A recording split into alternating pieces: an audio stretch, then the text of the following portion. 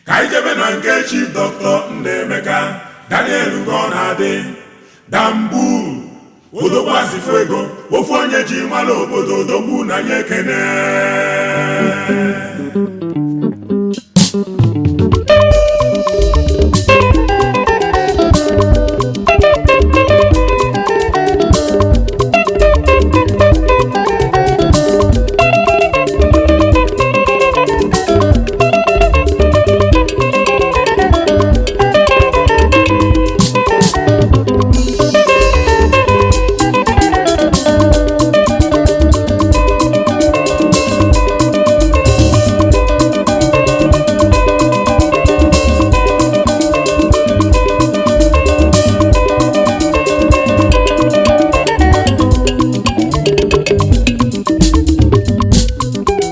ọkwa mmadụ nwa obodo ehu na-aba mmadụ bụ na-afịa azụrụ azụ mmadụ bụ na-afịa azụrụ obodo ọbụla nwere ndị faji wee dị ebube n'ikweru ma ikwero eziokwu ka anyị na-ekwuo anyị jebe na nke Chief Dr. Nnaemeka Daniel Ugonadi Dambu Odogwu Asịfụ Ego ofu onye ji mara obodo odogwu na nye ekene ọkwa mmadụ nwa obodo ehu na-aba mmadụ bụ na-afịa azụrụ azụ mmadụ bụ na-afịa azụrụ obodo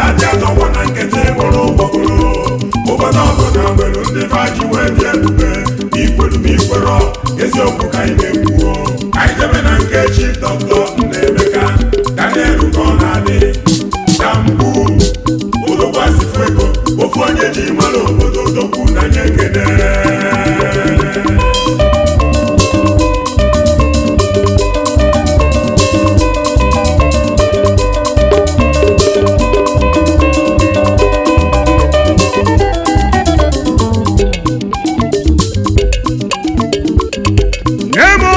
ọ na-elu obodo gbakọta na egwu abịa m na-arụ nka mmere ya ka si eme ya na gbogbo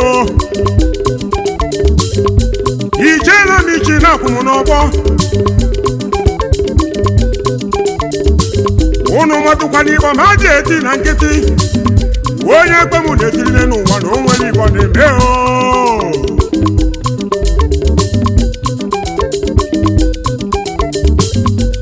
ọkwa n'ụmụ dị nkwa nke dị n'ụmụ dị m na Nnewi North Local Government Area na Anambra State ebe afọ ka m na-eje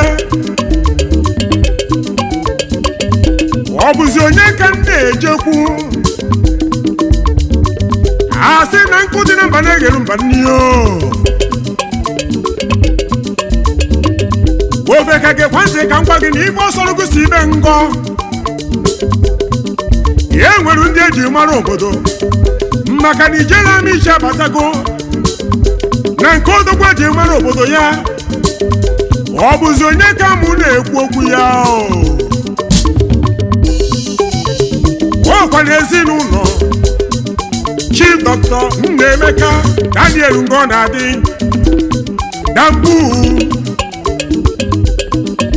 Asịfụ Ego Odogwu asị na ọ ga-adịrị gị mma maka na gị ka ịgba mụ na-etiri n'igbo oke mmụọ asị na nnukwu mmadụ dị ka nnukwu mmụọ Odogwu nwanne m asị na ọ ga-adịrị gị mma ịdị na-eme na ọ karịrị akarị abata mụ na nke ndị be nke ọ na-adị aga m akpọba n'ofu n'ofu Chief Traditional Dr. Daniel Ugonadi ọ bụ nnukwu odogwu ikalika papa ekene mi ọ ga-adịrị gị mma o mesịrị na ụta nwaanyị dị mma nwaanyị nke mbụ nke akpọrọ ọlụ Mrs. Mary Ọlachi Ugonadi ọkwa gbara dị mma na akwụ di ya n'ihu nwaanyị ọma o mesịa nụta nwaanyị nke abụọ late Mrs. Victoria Ngọnadị ife ọnwụ mere anyị n'elu ụwa n'orika ga-emesịa o mesikwara n'ụta nwaanyị nke atọ Mrs. Ngozi Ngọnadị ya ezigbo nne na-ekene m onye nwere gị na o nwekwara ife ọ ga-adịrị gị mma Chief Nnaemeka Ngọnadị odogwu Ikarika ọkwa n'ụmụ dị mkpa nke dị n'ụmụ dị m Nnewi n'ebe abụ ka isi pụta ụwa a sị na ọ ga-adịrị gị mma odogwu na-ekwu okwu ya na ọ mụrụ osusu eke mụọ osusu orie osusu afọ na osusu nkwọ ụmụ ite naanị ka Chukwu ji wee chọọ ya mma papa na ọ ga-adịrị gị mma ọkwa ịghọtara ya o were mgbe ọ malitere ịmụ nwa Chukwu wee were ngozi wee gọzie ya o wee mụta Mrs. Ogechukwu Ngọnadị ada na-asị na ọ ga-adịrị gị mma o wee mụọ nwa nke abụọ o wee mụta odogwu Ikarika onye mmụọ na mmadụ na-anụ olu ya afụ nwa elota nna Mr. Chukwuemeka Excellent Ngọnadị nwalukwu akụ afụ nwa elota nna n'ụmụ dị nkwa n'ụmụ dị Nnewi ọkwụrụ ọka nwoke nwa na-asị na ọ ga-adịrị gị mma o wee mesịa wee mụtakwa nwa nke ọzọ late Mrs. Ifeyi nwa Ngọnadị ọnwụ mere anyị alụọ ibe ọnwụ mere anyị erika o mesịkwara wee mụta Mrs. Nchedo Ngọnadị ezi nwa ada o wee mesịa wee mụtakwa Mr. Ikenna Ngọnadị ezi nwa na-asị na ọ ga-adịrị gị mma Ikenna o mesịkwa wee mụtakwa nwa ọzọ n'elu ụwa Mr. Chiemerie Ngọnadị ọ mụtakwarụ Chineze Ngọnadị Adaọma asị na ọ ga-adịrị gị mma o mesịkwa o wee mụta Miss Chinekwu Ngọnadị o mesịkwaziri Chukwu wee werukwa nwa nwoke ọzọ wee gọzie ya gọzie ọ mụtakwa Mr. Obiewuru Ngọnadị ezi nwa na-asị na ọ ga-adịrị gị mma na onye nwere gị na onwechara enwecha ịghọtakwara ya ezinụlọ ndị be Ngọnadị wee sị mụ jikọ aka ka ntirerụ gị bụ ezigbo nwa egwu odogwu Ikarika maka na tata bụ ụbọchị gị anyị na-asị gị Mr. Chukwuemeka Excellent Ngọnadị happy birthday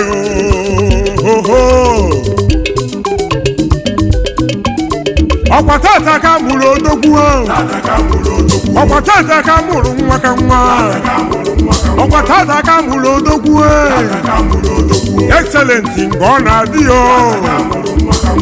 Mr. Chukwuemeka Excellent Ngọnadị afọ nwere lota nna nwalukwu akụkọ odogwu asị ndị Igbo eme na onye nwere gị na onwere ife eluigwe n'elu ụwa onye ọbụla na-enwe aṅụrị tụle isi ọbade odogwu asị n'ige emi happy birthday to you odogwu Ikarika na-ekene m happy birthday to you ụmụnne gị na-asị gị happy birthday to you ụmụ gị na-asị gị happy birthday to you onye nwere gasị na onwere ibọkwa igbo happy birthday to you okokoko happy birthday to you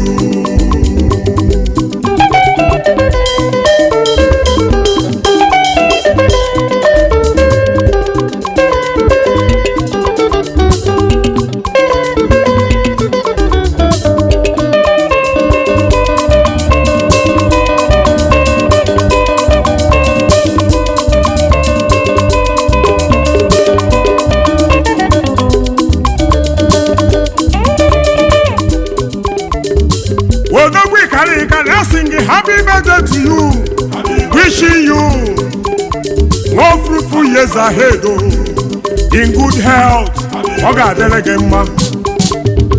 Wabuna dezi moli akugi. Lolo, Mrs. Chinyere Christiana Ngona Adi. Ugo chazula chazu. Ahudia. Mama ejima. Wanna sing happy birthday to you. Odogu. Asina habuna di mana budiani. Ugo chazula chazu. Ijala mi cheke deyi.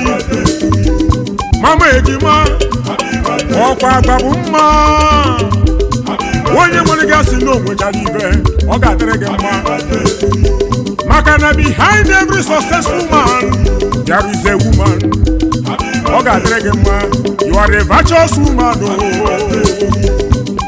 Ị na-asị di gị happy birthday to him. Chukwu Emeka, excellent in ọ na-adị. Ụmụ gị na-ekele gị ha na-asị gị happy birthday.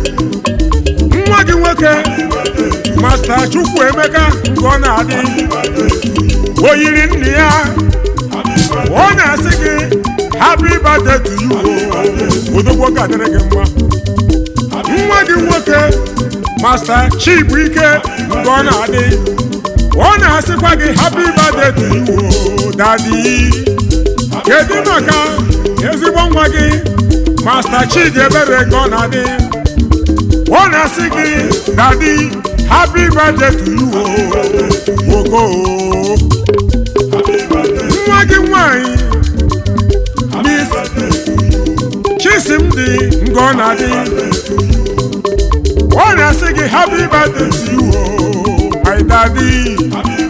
Kedu maka Master Chimaobi nke ọ na-adị onye nwere gasị n'onwekwala ibe ọ na-asị gị happy birthday to you. Ngwa n'ezie n'ezi ọkwụ aka gị ya enyi Udoka the international music promoter worldwide